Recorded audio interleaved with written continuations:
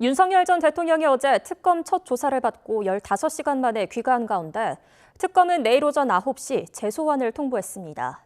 하지만 윤 전 대통령 측은 피의자의 권익 보장과 실질적 방어권 확보를 위해 7월 3일 이후로 출석 일자를 변경해달라고 요청했는데요. 자세한 내용 취재기자 연결해 알아보겠습니다. 김다연 기자, 윤 전 대통령 측 입장부터 전해주시죠. 네, 윤 전 대통령 측은 오후 5시쯤 입장문을 내고 특검팀에 기일 변경을 요청하는 서면을 제출했다고 밝혔습니다. 첫 조사 이후 불과 이틀 만에 또 다시 소환하는 건 피의자의 건강과 또 진행 중인 재판의 방어권 보장을 고려하면 매우 촉박하다는 취지입니다. 변호인단은 구체적인 일정을 특검과 협의해 성실히 조율하겠다면서 형사 재판 준비가 마무리되고 출석할 수 있도록 날짜를 7월 3일 이후로 조정해달라고 요청했습니다.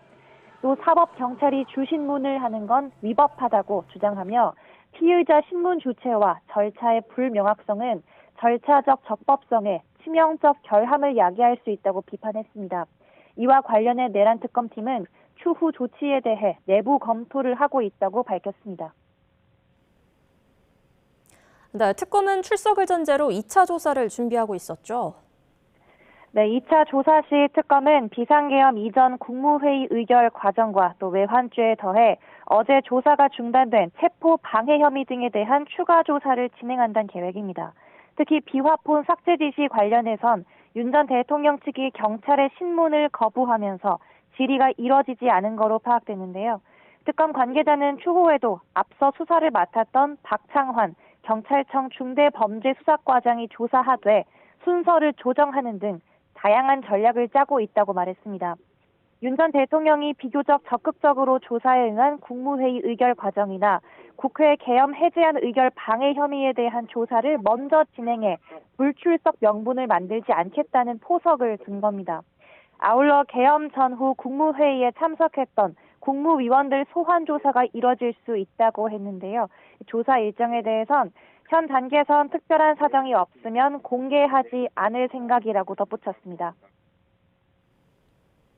네, 마지막으로 어제 첫 조사 상황도 정리해 주시죠. 네, 윤 전 대통령은 서울고검에 15시간 정도 머물렀지만 특검과의 신경전이 계속되면서 실제 신문 시간은 5시간가량에 그쳤습니다. 특히 윤 전 대통령 측은 경찰 특별수사단에서 체포영장 집행 방해 혐의 사건을 맡아온 박창환 중대범죄수사과장이 조사를 진행하자 반발하며 교체를 요구했습니다.